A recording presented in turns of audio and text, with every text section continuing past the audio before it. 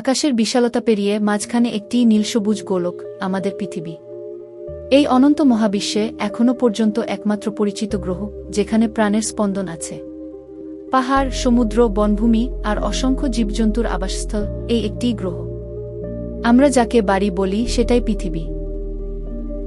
এখানেই আমাদের জন্ম, বেড়ে ওঠা, ভালোবাসা আর স্বপ্ন। এই গ্রহ শুধু বাসস্থান নয়, এ আমাদের অস্তিত্বের ভিত্তি। তাই পৃথিবীকে ভালোবাসা মানে নিজেদের ভবিষ্যৎকে ভালোবাসা। এখন সময় সচেতন হওয়ার, কারণ পৃথিবীর যত্ন না নিলে হারিয়ে যাবে আমাদের একমাত্র আশ্রয়।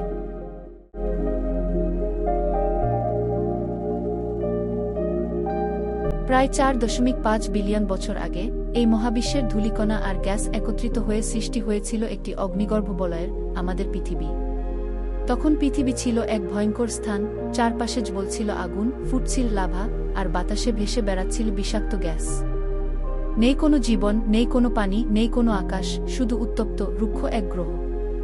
কিন্তু সময় হল প্রকৃতির সবচেয়ে বড় শিল্পী। কয়েক কোটি বছরের ধৈর্য আর পরিবর্তনের মধ্য দিয়ে ধীরে ধীরে পৃথিবীর রূপ বদলাতে থাকে। লাভার গর্জন স্তিমিত হয়, বায়ুমণ্ডল ধীরে ধীরে গঠন পেতে থাকে। আকাশে জমে বাষ্প, সৃষ্টি হয় মেঘ, তারপর নামে প্রথম বৃষ্টি। প্রথমবারের মতো শুকনো জমিতে পড়ে পানির ছোঁয়া। ধীরে ধীরে তৈরি হয় সাগর, নদী, হ্রদ।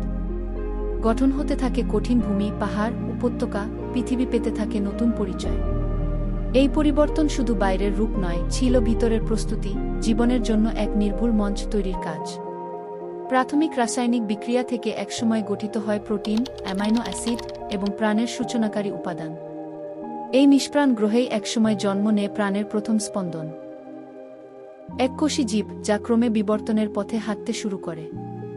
এভাবেই এক ভয়ানক অগ্নিগর্ভ পৃথিবী রূপ নেয় এক নীলসবুজ জীবন্ত গ্রহে, যেখানে শুরু হয় জীবনের এক দীর্ঘ, রহস্যময় আর অভিজ্ঞানময় ইতিহাস।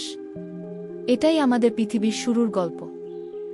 আমাদের এই বিস্ময়কর পৃথিবী আসলে গঠিত হয়েছে 3টি প্রধান স্তর দিয়ে, যা একে শুধু একটি গ্রহ নয়, বরং একটি জীবনের আধার করে তুলেছে।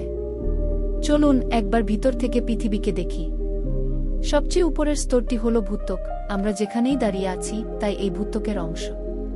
পাহাড়, বন, নদী, শহর, আমাদের ঘরবাড়ি, সবই এই পাতলা কিন্তু দ্বিস্তরের উপর গড়ে উঠেছে। এই স্তরের গড় পুরুত্ব 5 থেকে 70 কিলোমিটার পর্যন্ত, অথচ এটি আমাদের কাছে পুরো পৃথিবী মনে হয়। ভূত্বকের নিচেই রয়েছে আবরণী, যাকে ইংরেজিতে ম্যান্টল বলা হয়। এটি পৃথিবীর সবচেয়ে বড় স্তর, প্রায় 2900 কিলোমিটার পুরু। এখানে রয়েছে গরম, কঠিন কিন্তু আস্তে আস্তে প্রবাহিত হওয়া পাথর। এই চলমান পাথরই প্লেট টেকটনিক্স সৃষ্টি করে, যার ফলেই ভূমিকম্প হয়, আগ্নেয়গিরি জেগে ওঠে এবং মহাদেশগুলো আস্তে আস্তে সরে যায়। ম্যান্টল আসলে পৃথিবীর প্রাণশক্তি, যার ভেতরে চলতে থাকা গতি আমাদের পৃথিবীকে সক্রিয় ও পরিবর্তনশীল রাখে। আর পৃথিবীর একেবারে কেন্দ্রে রয়েছে কোর, 2 ভাগে বিভক্ত। বাইরের কোর তরল অবস্থায়, আর ভেতরের কোর কঠিন ধাতব পদার্থে গঠিত। এই কোরের উপাদান প্রধানত আয়রন ও নিকেল। তীব্র তাপ আর চাপের এই স্তরই তৈরি করে পৃথিবীর চৌম্বক ক্ষেত্র, যা আমাদের রক্ষা করে সূর্যের মারাত্মক বিকিরণ থেকে।